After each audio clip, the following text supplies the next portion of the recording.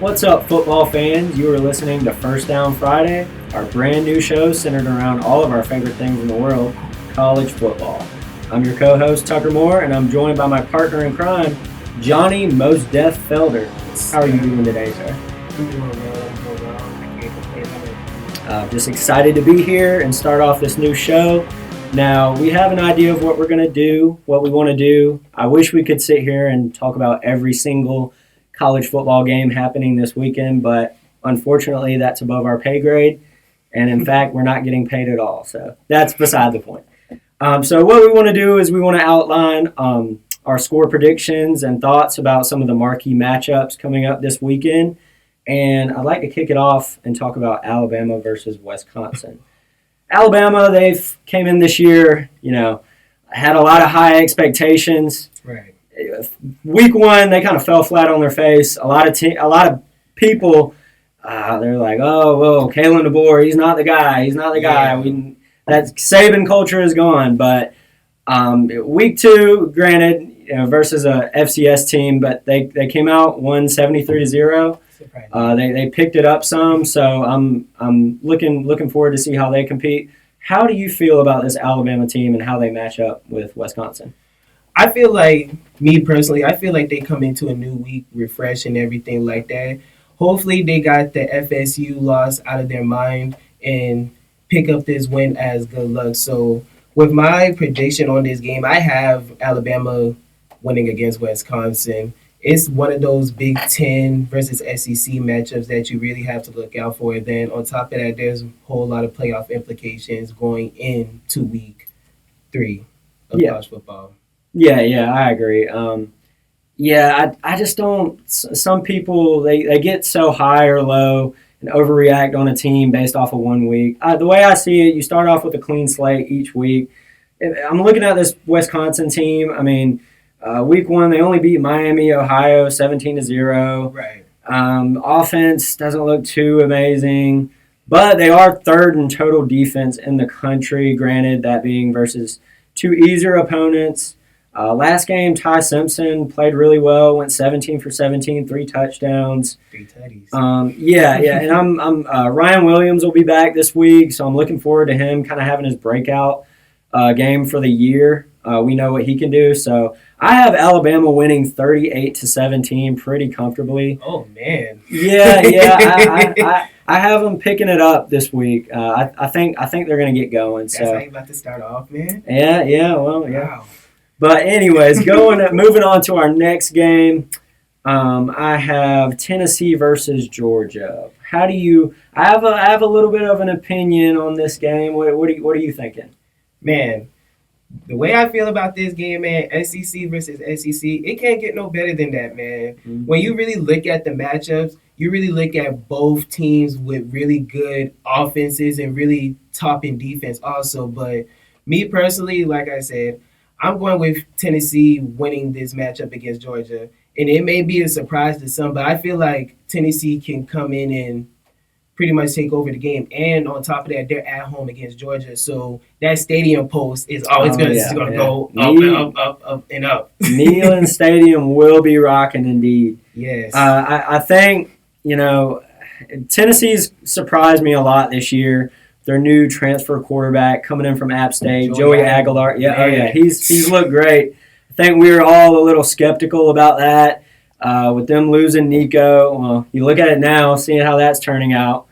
It may turn out for the better for Vols fans. So Tennessee coming in with a top 2 offense in the country through 2 games. I mean, they're firing on all cylinders. Yeah, I'm not sold on Gunnar Stockton just yet. I'm not either. He hasn't looked insanely impressive. Granted, his first year coming in as a starter. This may be a hot take or not. I can't tell. I have Tennessee winning 28-23. That's actually what I honestly predicted too. Like it being a really close game, just because the playoff implications, and then on top of that, they're ranked. So. It really has a whole lot to do with that. So this is really big, not only just for playoff implications, but for conference play too. Yeah, and just a small note to add to that, this could be flipped on its head. Joey Aguilar hasn't faced a defense like this Georgia defense. At the end of the day, I think Kirby Smart's going to come out and have his guys ready. So we will see how that goes. But I have Tennessee with a slight edge in this game. Yes, Lord. And for our third game of this segment, we're going to go over to Clemson versus Georgia Tech. Ooh. This, if you told Clemson fans 5 years ago that they'd be sweating over Georgia Tech, you'd probably think you're crazy. So, but here we are. Clemson, I don't, just not looking too sharp this year so far. Cade Klubnik, projected to be an arguably top 3 quarterback in this next incoming draft. I mean, struggled versus Troy last week. They were down 16-3 at halftime. Right. What do they got to do to go out and get this win? Me personally, I feel like offensive efficiency should be played into play. More running and more just pretty much more passing in the offense. It's not the fact that they just can't get it done. It's just it can play a whole lot. It could be play calling. It could be players. You never know what could be playing into that. And like you said about the Troy loss, they did struggle. And then also in week 0, they struggled too. So it's literally just one of those things like you really just have to look out for. But with that being said, man, I really got Georgia Tech pulling off an upset. Yeah, I mean, one of the most confusing things about this, we heard all offseason how Clemson returned so much. They returned pretty much all their starters on offense, most on defense, and yet the chemistry there has just not looked good. Cade Klubnik has struggled reading the field. These wide receivers aren't getting the separation they want. Right. It's been, I'm friends with some Clemson fans, and I mean, they're just beyond frustrated with the way this season has started. But with all that being said, I do think they will come out this week. I think they're going to figure it out. I think they'll move the ball a little better. I think Cade Klubnik is going to start reading the field, being a little more patient. And at the end of the day, this is still a Clemson defense. Their defense is playing great. Kind of the same story with South Carolina, which we'll get into next segment. The defense is holding their own. This offense just hasn't showed up. But at the end of the day, I do think that they are going to come out and put out a good product on the field. I have Clemson winning 31-20. Like I said, don't sleep on Georgia Tech and Haynes King, man. They did it against Colorado. I feel like they can pull off an upset again. They're riding real high.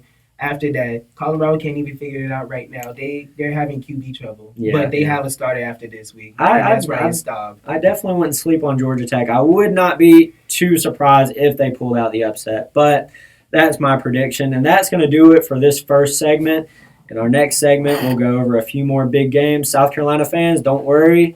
You're coming up next in this segment, so we'll be back in a moment.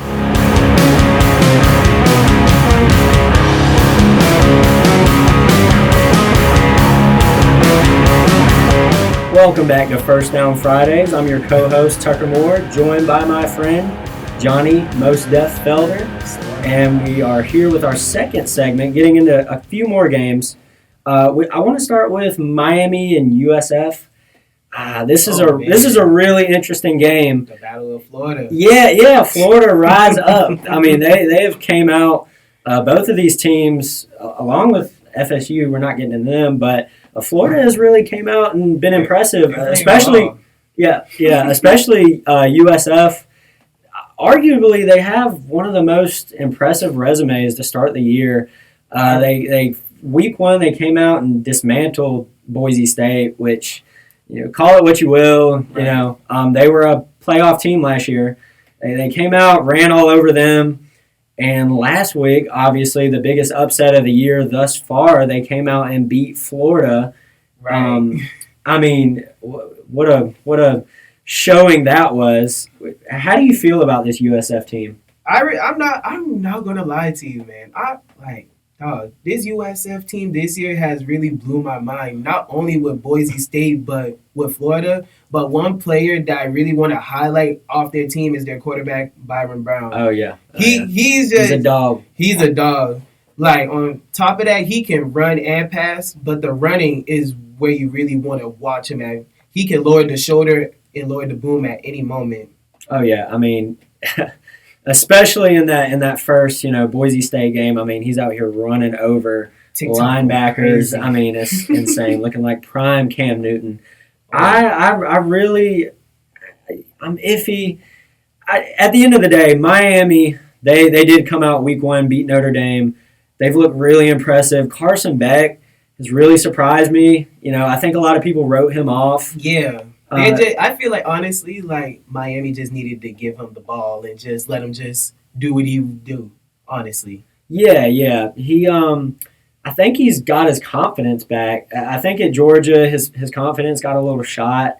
but that swagger, man. Yeah. He's come to Miami, and they've looked good. I think a lot of people were skeptical, especially after Cam Ward being drafted. He's Right. gone. That's the face of your team. But Yeah. I think it'll be a tight game for a little while. Ultimately, I do have Miami coming out and winning 30-17. I think in the first half USF keeps it close, and then I think Miami will just run away with it at the end. I'm not gonna lie to you. I agree with that score prediction, but however, though, I got a different one. So I do have Miami winning, but however, I feel like it's gonna be one of those 40-45 type of games. Oh, you think it's gonna be a shootout? I think it's gonna be a shootout. Okay. Carson Beck and Byron Brown passing attack, like it's really good. And then on top of that, like their defense this year, they've really been playing ball. So yeah, Miami's just gonna have to pretty much really lock in. Yeah, I like that. I would love to see a shootout between these two teams. That'd be really fun.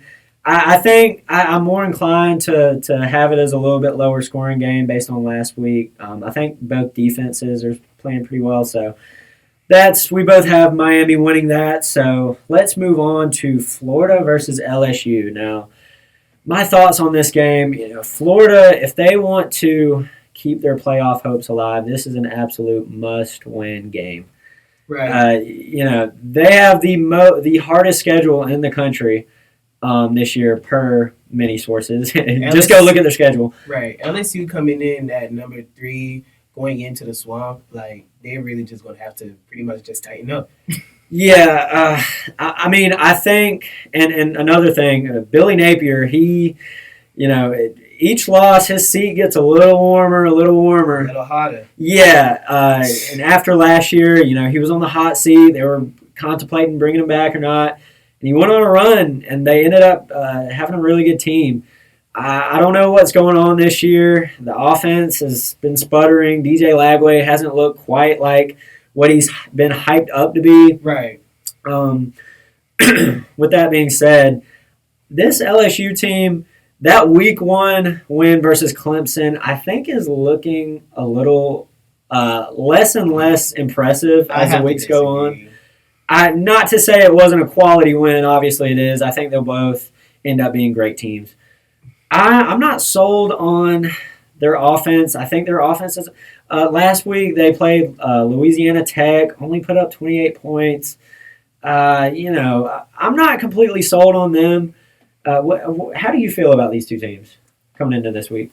Honestly, I feel like with this week here, I feel like both teams don't have nothing to lose. LSU being ranked 3rd in the nation right now is really going to have a target on their heads. And pretty much Florida is going to go in there with that nothing to lose mindset and pretty much just try to take them down in that first week alone just so they can have that little loss in their blemish. Yeah, I agree with that. Ultimately, I just think, I don't know, there's something in my bones that's telling me Florida comes back with a vengeance at home, and I have a feeling they're going to upset LSU. I have them winning 20-17. I don't know. I'm just not sold on this LSU offense quite yet. They could make me look completely stupid. I guess we'll just have to see. But what are your thoughts on this score prediction? To keep it clean, cut, and short, man, I got LSU will win 45-35. It's going to be one of those close games again, like you said. But I got LSU taking the dub. Yeah, I mean, like I said, I could easily be looking foolish come this time next week, but I don't know. It's just one of those games. I feel like it's a trap game. I feel like it's set up perfectly. The underdog story. I don't know. That's just the way I see it. But moving on to our next game, I want to go over Texas A&M versus Notre Dame. Holy moly. Holy moly. The game last year was crazier. But I feel like this game right here is going to be something serious. Yeah. I mean, these two teams coming in undefeated, obviously, both of them.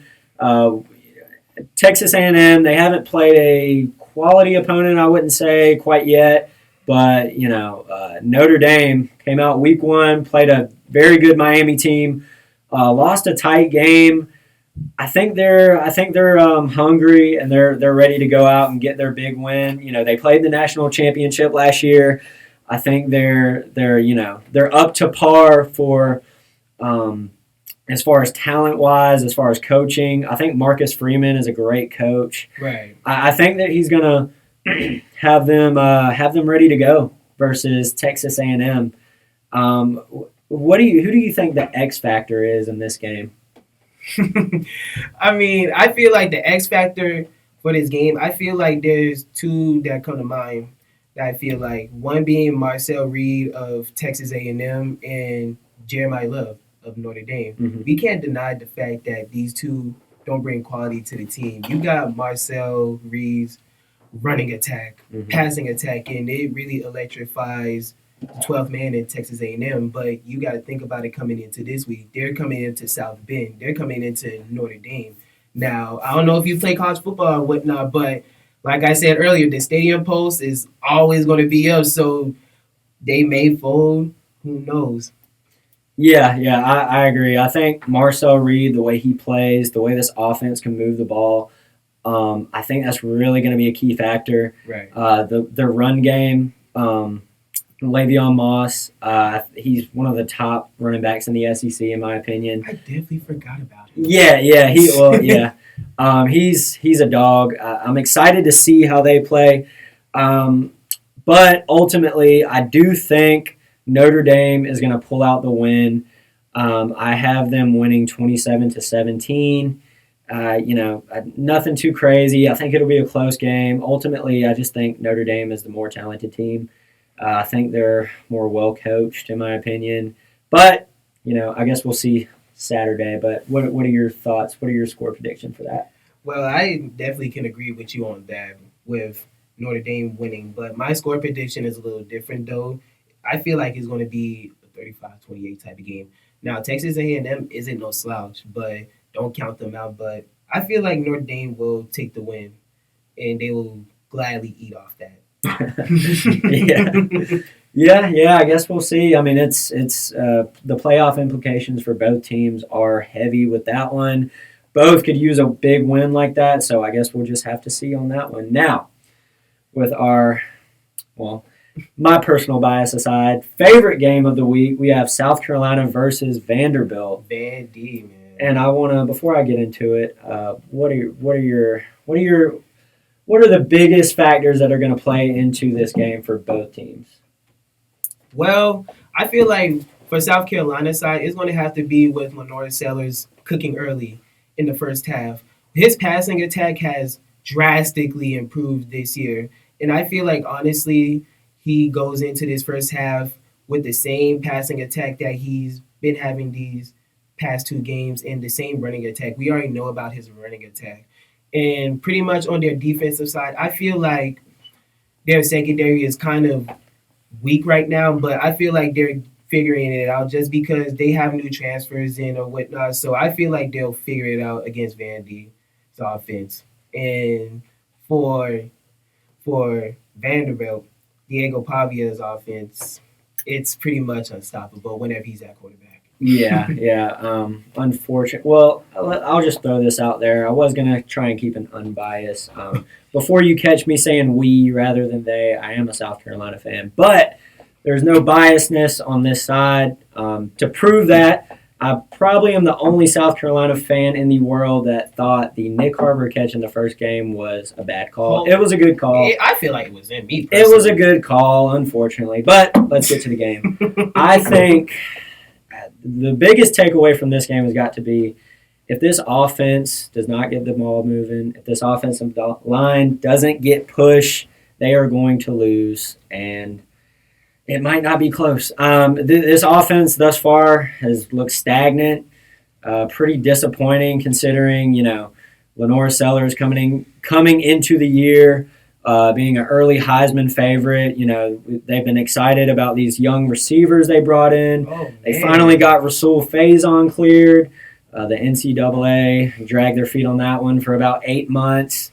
And unfortunately, we haven't got to see these weapons really produce due to a few things. One of them being poor offensive line play per usual in South Carolina. Okay. And Mike Schuler, our new offensive coordinator, the play calling's been vanilla to say the least. It's very iffy. Yeah, I mean, it's giving you shades of Kurt Roper years ago, the run, pass. Oh, Lord.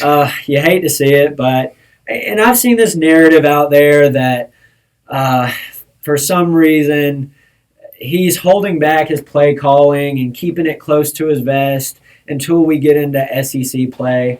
That's just baloney, in my opinion, because, I mean, that just doesn't make any sense. Yeah, let's go tell our offensive line to play extremely poorly to just keep our opponent at bay so they don't know what we're... No. Let's stop that narrative. No. But with that being said, I do think this offense will get it going this week. I think our defense are going to have our hands full with Diego Pavia. He talks the talk, but he also walks the walk. He backs it up every time. He does. He's confident. And he really wants this win. If you look at media across social media, you would see, he's mentioned a few times that this game has been circled on his calendar for a long time. And I think he's coming for that streak that South Carolina has against Vanderbilt. Won 16 years in a row versus Vanderbilt. And I personally don't see that streak ending this year. I have the South Carolina Gamecocks winning 24-23, a very close game. I think it'll be very close. And not to mention, I'm sorry, I almost forgot this. Mm-hmm. South Carolina's biggest weapon this year, not Lenore Sellers, not Rasul Faison, not even Dylan Stewart. Vakari Swain on special teams has been absolutely electric. I'm just about to say. I mean, you can't. I mean, it's like a video game. He's just nasty, man. Before now, 2012 was South Carolina's last punt return touchdown. He has 3 in 2 games. So use that stat how you will. He's playing ball. I think he could be a factor as well. If I didn't mention him, I would just be silly. So if I'd been everybody in this room or whatnot, man, I would have bet the whole house on it. Oh, that's right. You have a score prediction for this one? Yeah, man. I feel like South Carolina's going to win 35-14. Cox by 90. Man, you have these teams coming out and just electrifying with the score. I think I'm thus far. I think a lot of these games, a lot of these offenses really haven't impressed me that much. I think there's been a lot of low scoring games. The defense has really just done more in my eyes for most teams. I think that's why my scores are a little lower, but we'll see. It's week 3. Usually the first couple of weeks, I think the defense supersedes the offense typically. Right. But with this being week 3, some of these offenses might get it going. We'll see. But with that being said, those are all of our predictions and scores for this upcoming weekend. Yes, sir. And after this short break, we will come back with our Heisman Power Rankings. We'll be back in a moment.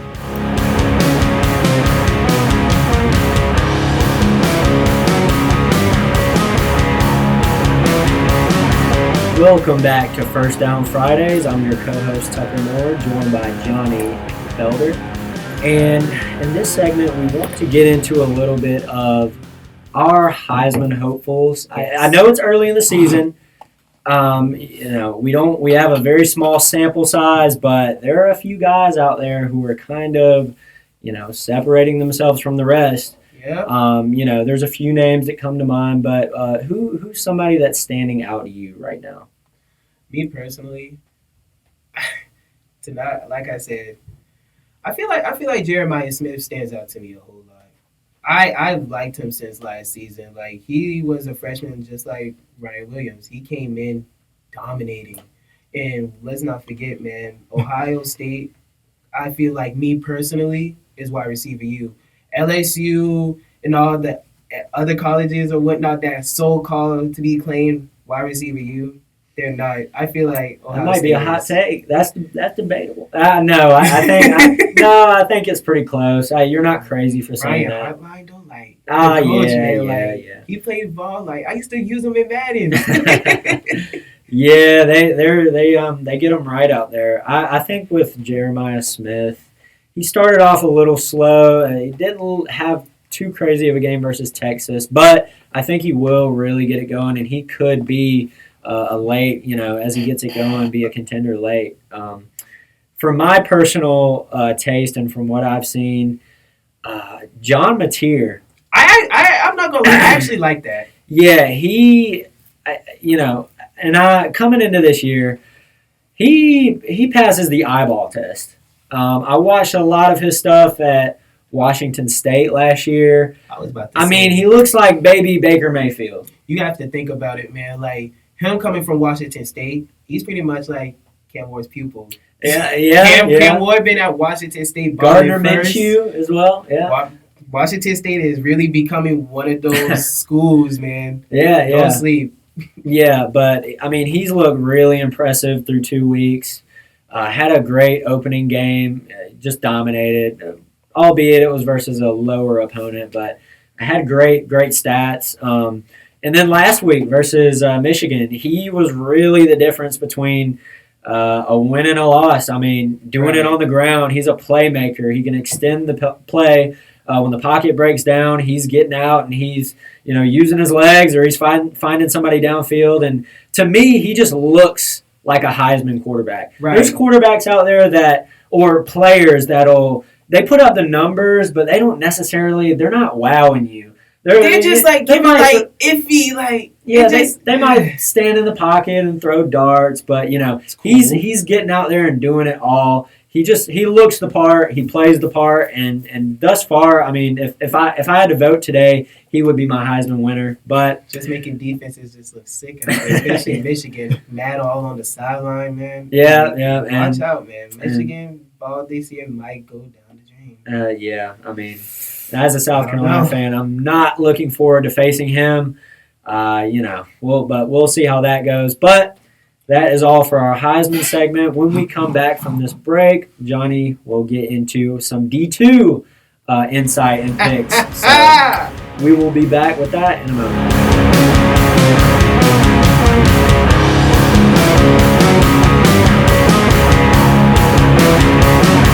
Welcome back to First Down Fridays. I'm Tucker Moore, and I'm joined by my partner, Johnny Felder. And, well, we've reached the point of the podcast where my knowledge has been exhausted. Don't talk about yourself like that, man. Oh, no. Well, Johnny over here is the D2 expert, and I'm going to throw it to him. He's going to talk about some of the biggest D2 games upcoming this week. So. Oh, yes, most definitely. So the D2 games that we're really going to look out for, me personally, I feel like Colorado State Pablo, they're ranked 13th versus Central Missouri.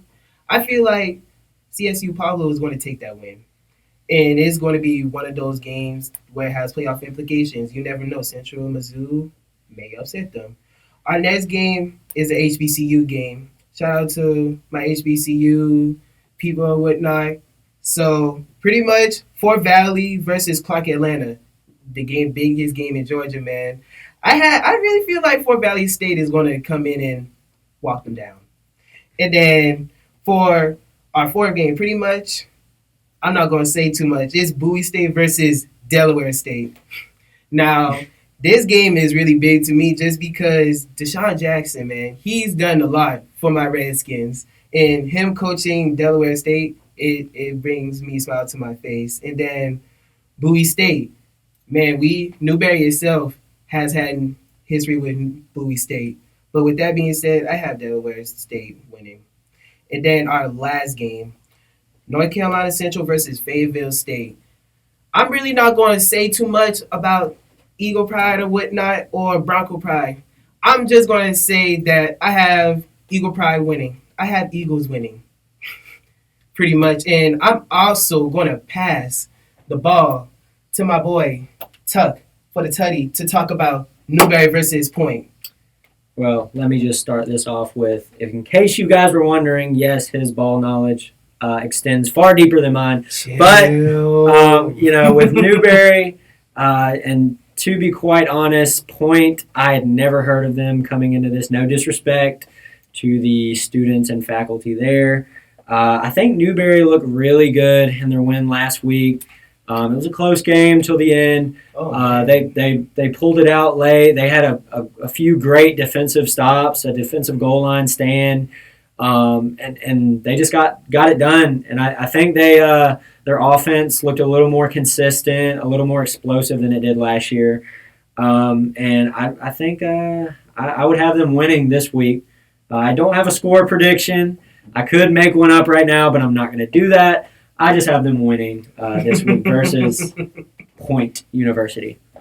All right, so I'm going to give flowers. So last game that they played, there have been two players on offense, special teams, and defense.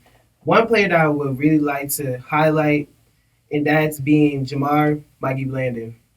Mikey posted 21 tackles and 2.5 tackles for loss and 2 pass breakups.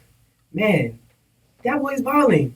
And then you have Keith Dessisher on the offensive side catching 8 receptions for 101 yards. Y'all balling. And Wait, I'm sorry, 21 tackles in one game?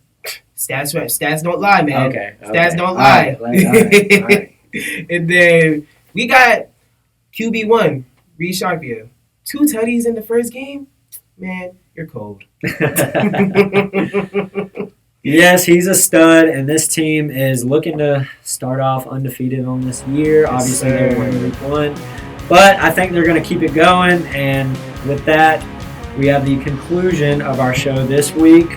I'm Tucker Moore, and this is Johnny Felder, and that's all we have for this week. Thank you guys for tuning in. We'll be back next week to break down all the action from this weekend, so be sure to subscribe so you don't miss an episode. We will see you guys next Friday for your favorite college football fix. Yes, sir.